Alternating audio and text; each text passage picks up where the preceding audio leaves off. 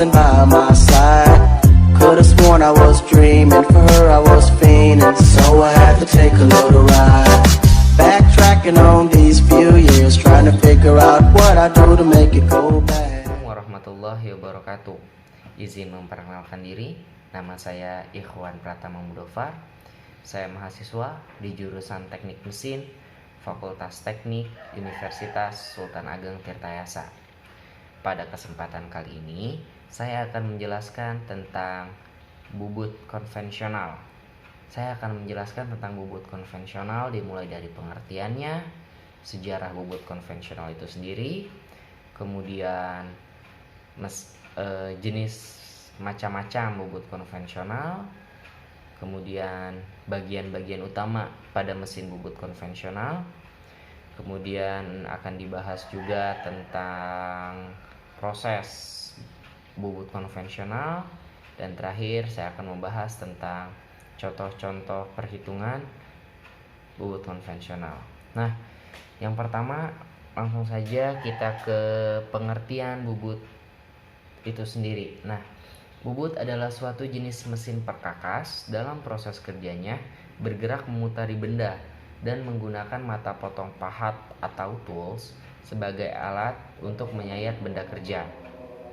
Mesin bubut itu sendiri memiliki prinsip kerja. Prinsip kerja mesin bubut adalah poros spindle akan memutar benda kerja melalui piringan pembawa, sehingga memutar roda gigi pada poros spindle. Itu merupakan prinsip kerja dari mesin bubut konvensional. Nah, setelah itu kita ke sejarah mesin bubut konvensional. Ke sejarah mesin bubut. Nah, ternyata mesin bubut itu sudah ada dan sudah ditemukan pada 1300 sebelum Masehi. Dikenalkan oleh orang Mesir dan digunakan luas di Asyria, Yunani, Romawi, dan Kekaisaran Bizantium. Nah, mesin bubut itu sendiri terbagi menjadi 3 jenis. Ada mesin bubut ringan, ada mesin bubut sedang, dan ada mesin bubut berat. Nah, di mesin bubut, tentu saja setelah kalian mendengar ada 3 macam mesin bubut, kalian sudah bisa membayangkan mesin bubut ringan, mesin bubut sedang, dan mesin bubut berat. Tentu saja mesin bubut ringan itu memiliki komponen yang lebih sedikit dibandingkan dengan mesin bubut yang sedang. Sedangkan sebaliknya, mesin bubut yang berat itu pasti akan memiliki komponen yang lebih kompleks dibandingkan dengan mesin bubut yang sedang. Nah, langsung saja kita ke bagian utama dari mesin bubut konvensional. Terdapat 14 bagian mesin utama bubut konvensional, dimulai dari sumbu utama atau main spindle, eretan, tuas pengatur kecepatan, plat kabel, tuas pengubah pembalik putaran, plat tabel kecepatan sumbu, tuas pengatur kecepatan sumbu, penjepit pahat, eretan atas, keran pendingin, roda pemutar, sumbu pembawa, tuas penghubung, dan terakhir eretan lintang. Nah, setelah kita mengetahui ada 14 macam bagian utama pada mesin bubut konvensional, sekarang kita akan mengetahui tentang 10 proses di bubut konvensional itu sendiri.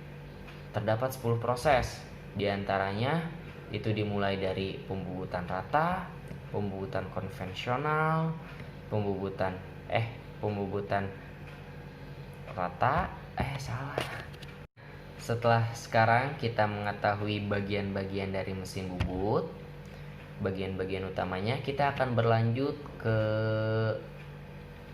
bagian proses mesin bubut konvensional itu sendiri, di mana mesin bubut konvensional itu memiliki 10 proses, yaitu ada pembubutan muka, pembubutan rata, pembubutan dalam, pembubutan alur, pembubutan ulir, pembubutan tirus, pembubutan potong, pengkartelan, pembubutan eksentrik, dan pembubutan dengan lubang bor.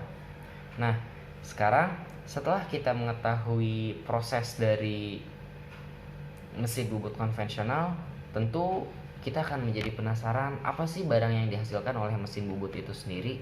Nah, ada beberapa barang yang dihasilkan oleh mesin bubut yang terutama berguna bagi dunia teknik.